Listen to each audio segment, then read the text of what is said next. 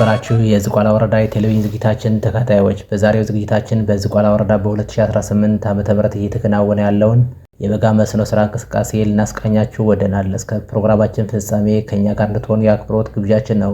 ከግብርናው ክፍለ ኢኮኖሚ የሚገኘውን ምርትና ምርታማነት ለማሳደግ ቅድሚያ የሚሰጠው ተግባር የተጠናከረ መስኖ ስራን ማጠናከር ሲቻል ነው። የሀገራችን ኢኮኖሚ የጀርባ አጥንት የሆነው የግብርናው ዘርፍ ወደ ኢንዱስትሪ ዘርፍ እንዲሸጋገር ልማዳዊና ኋላ ቀር የግብርና ዘዴዎች በዘመናዊና በአዳዲስ ቴክኖሎጂዎች መተካት ያስፈልጋል።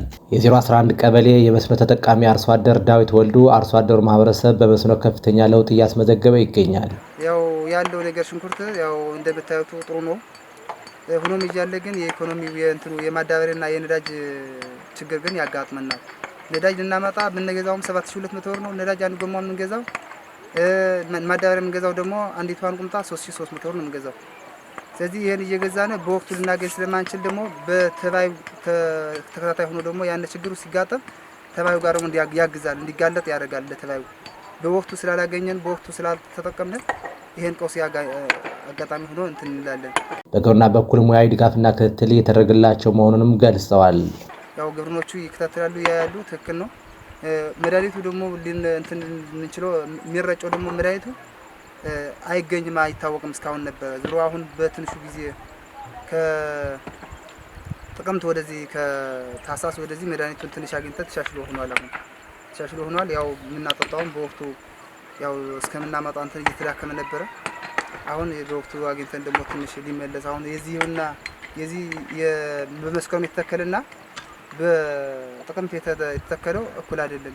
በመስከረም የተተከለው ያው የምታዩት ቅጠሉ ማያምር ሆኖ የሚታየው ይሄ ታችኛው፣ ሌላኛው ደግሞ በትንሽ ፀሐዩ ከሞቀ በኋላ የተተከለው ያው ጥሩ ሆኖ በጥሩ ደረጃ ያለው ላይኛው ማለት ነው።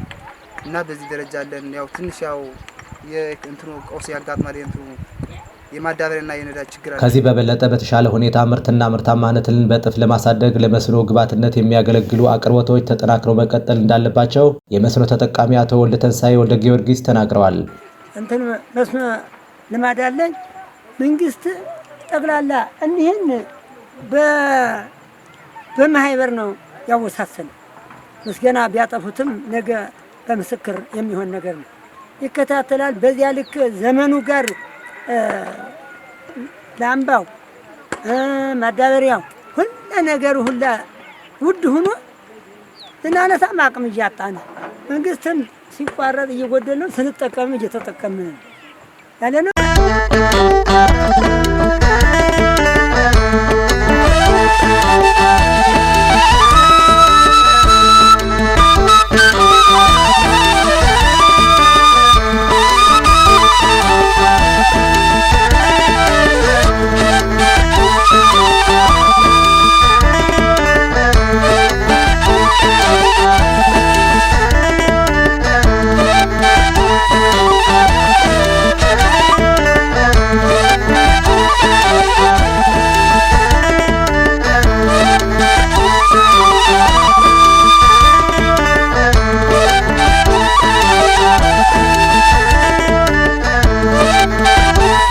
የውሃ ችግር ስለሌለ አርሶ አደሩ በብዛት መስኖን እየሰራ ያለው በባህላዊ በመሆኑ አጠቃቀሙን ወደ ዘመናዊ በማሻገር ምርቱን ለማሳደግ የሶላር ሲስተም አቅርቦት እንዲመቻችላቸው የመስኖ ልማት ተጠቃሚ አቶ ሞገስ አለማየሁ ጠይቀዋል።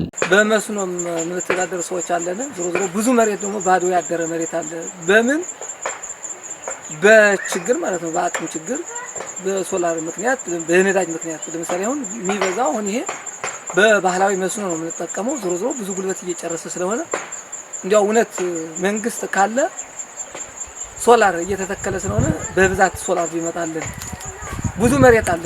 የውሃ ችግርም የለብንም፣ የመሬት ችግርም የለብንም። ብዙ ወጣት ስራ አጥቶ ስራ እየፈለገ እየተቀመጠ ነው። ስለዚህ ለሁሉም ይረዳልና ሶላር ቢመጣልን። የ011 ቀበሌ የመስኖ ባለሙያ የሆኑት አቶ ጣምተ ወልዳ ብዝጊ በቀበሌ ደረጃ የአንደኛ ዙር የመስኖ ልማት እቅድ 79.5 ሄክታር ሲሆን እስካሁን ባለው ጊዜ ውስጥ 49 ሄክታር በመስኖ ተሸፍኖ እየተለማ ይገኛል ብለዋል። እንደኛ ቀበሌ እንግዲህ መስኖ ልማት በአንደኛ ዙር 79.5 ሄክታር አቅደናል። ከ79 ሄክታር አምስቱ እስካሁን 49 ሄክታሩ ወደ ተግባር ገብተዋል። አርሶ አደሩ መስኖን የመጠቀም ልምዱን ከጊዜ ወደ ጊዜ እያሳደገ ቢሆንም አብዛኛው የሚያለማው ጄኔሬተርን ተጠቅሞ መሆኑን ያነሱት አቶ ጣምተ ወልደ አብዝጌ ማዳበሪያና ነዳጅ በስፋት ተደራሽ መሆን እንዳለበት አመላክተዋል። አብዛኛዎቹ የሚጠቀሙት በጄኔሬተር ነው። ነገር ግን ይሄ አርሶ አደር በጄኔሬተር እየተጠቀመ እያለ የተለያዩ የግብዓት ችግሮች አሉ። ለምሳሌ ማዳበሪያና ነዳጅን በተመለከተ ነዳጅ አሁን አብዛኛው ህዝብ የሚገዛው በኮንትሮባንድ ነው። ይህ ሲባል እንግዲህ ከወረዳው ትንሽ ግብዓት ነው የሚገባው በመንግስት። ይሄን ደግሞ ለአርሶ አደሩ እየደረሰ አይደለም። ስለዚህ የአርሶ አደሩን መስራት እየፈለገ የነዳጅ ችግር አለ። ነዳጅ እስከ 7000 እስከ 8000 ብር ገዝቶ የሽንኩርት ዘርን በተመሳሳይ በዚህ ገዝቶ ያለው ውጤቱ እንግዲህ ህዝቡ እየተወጣ አይደለም። እንደፊተኛው አመታት አይደለም። ይህ ህዝብ ከፊት ጀምሮ እየሰራ የመጣ ነው። እንደ ዘንድሮ ግን እንደዚህ ተወዶ አያውቅም። በተመሳሳይ ማዳበሪያ ያው ግብዓቱ በጣም የተሻለ ነው። ነገር ግን ግብዓቱ በጣም ውድ ነው፣ ዋጋው ማለት ነው። ኩንታል እስከ 8000 9000 ነው የሚገዙ። ይሄን ገዝቶ ደግሞ ወደ ሽንኩርታቸው ለመዝራት ደግሞ የተለያዩ ተባዮች ይከሰታሉ። እነዚህ ተባዮችን ደግሞ በአጭሩ ወይም በቅርብ ቦታ መድኃኒት እየተገኘ አይደለም። ስንት ገበያ ስንት ቦታ ሄደው ነው የሚያመጡት። የተሻለ ደረጃ ላይ ነው ያለው አሞካከሩ ወይም ስራው ማለት ነው። ይሻላል። የዝቋላ ወረዳ ግብርና ጽሕፈት ቤት ምክትል ኃላፊ የሆኑት አቶ ጌትነት ከበደ እንደ ወረዳችን በ2018 በጀት ዓመት በአንደኛ ዙር ነባር 369 ሄክታር፣ አዲስ 68 ሄክታር በጥቅል 437 ሄክታር ለማልማት ከተያዘው እቅድ ነባር 361.7 ሄክታር፣ አዲስ 55.9 ሄክታር በአጠቃላይ 417.6 ሄክታር መሬት ማከናወን እንደተቻለ አስረድተዋል። እንደ ወረዳችን በዚህ 2018 በጀት ዓመት አንደኛ ዙር መስኖ 369 ነባርና 68 ሄክታር በአዲስ አጠቃላይ 437 ሄክታር መሬት በአንደኛ ዙር ምርት መሬት ለማልማት በእቅድ ተይዞ እየተከናወነ ያለው። ከዚህ አንጻር እንግዲህ ወደ ነባር 361.7 አካባቢ አዲስ 555.9 ሄክታር አካባቢ ተከናውኖ አጠቃላይ 417 ሄክታር ነጥብ 6 አካባቢ ሄክታር ተከናውኖ ወደ ስራ ተገብቶ እየተከናወነ ያለበት ሁኔታ ነው ያለው።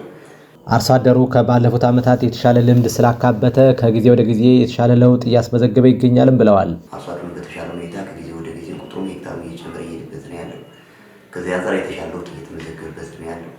በዚህ ዓመትም ከወትሮ በተለይ ከዚህ በፊት ከ2017 ከፈጸመው በተሻለ ሁኔታ በዚህ ዓመት የመስኖ እንቅስቃሴ በጣም ጥሩ የሆነ የሚባል ደረጃ አርሶ አደሩ በጣም እየዘመነ የቴክኖሎጂ አጠቃቀሙ በጣም እየተሻሻለበት እየሄደበት ውሃ አጠቃቀም፣ የግብዓት አጠቃቀም አጠቃላይ ቴክኖሎጂዎችን አሟጦ ከመጠቀም በጣም በጥሩ ሁኔታ ከጊዜ ወደ ጊዜ እየሰፋ የመጣበት ሁኔታ ያለ የተሻለ የሚባል ለውጥ እየገባበት ያለበት ሁኔታ ነው።